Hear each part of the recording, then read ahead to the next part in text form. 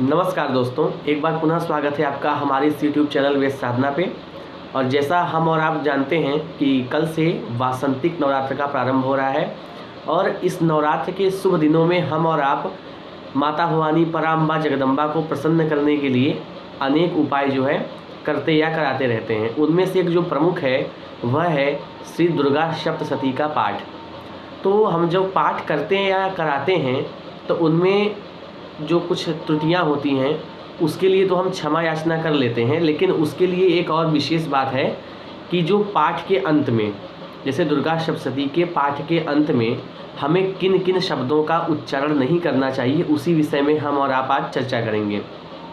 तो एक श्लोक मुझे प्राप्त हुआ है तो उसे मैं आप लोगों के साथ उसको शेयर कर रहा हूँ। वो श्लोक इस प्रकार है, इति शब्दो हरे लक्ष्मी वधः कुल विनाशकः। इति शब्दो हरे लक्ष्मीं वधः कुल विनाशकः अध्यायो हरते प्राणान मार्कंडेयादिकं वदेत्। अर्थात जो हम लोग पाठ के अंत में बोलते हैं, इति मार्कंडेय पुराणे सावर्णिके मनवंतरे मधुकैटभ वधो नाम, तो इसमें मुझे और आपको क्या क्या नहीं बोलना है उस विषय में चर्चा हो रही है।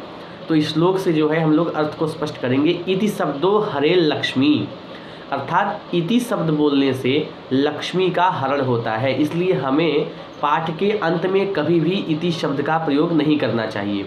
और इति शब्दो हरे लक्ष्मी वधः कुल विनाशकः, वध शब्द का प्रयोग हमें और आपको नहीं करना है पाठ के अंत में, और यदि हम लोग करते आ रहे हैं तो उसको हमें सुधारना है। वधः कुल विनाशकः, वध शब्द का उच्चारण करने से जो है वह कुल का विनाशक होता है और उस पाठ का जो है फल निष्फल हो जाता है। अध्याय हरते प्राणान, अध्यायो हरते प्राणान, अध्याय शब्द का उच्चारण करने, जैसे कहते हैं कि प्रथमोध्याय द्वितीयोध्याय, तो हमें ये नहीं करना है, अध्याय शब्द का उच्चारण हमें नहीं करना है। और मार्कंडेयादिकं वदेत्, तो मार्कंडे इत्यादि जो शब्द हैं उनको बोला जा सकता है। तो अब एक सरल शब्दों में हम इसे आपको बताते हैं कि इसको कैसे बोलना है। देखिए, जय जय श्री मार्कंडेय पुराणे सावर्णिके मनवंतरे देवी महात्म्ये सत्याः सन्तु यजमानस्य वा कामाः। अर्थात यदि अपने लिए कर रहे हैं तो मम कामाः, और यदि यजमान के लिए कर रहे हैं तो वहाँ पे जजमानस्य वा कामाः।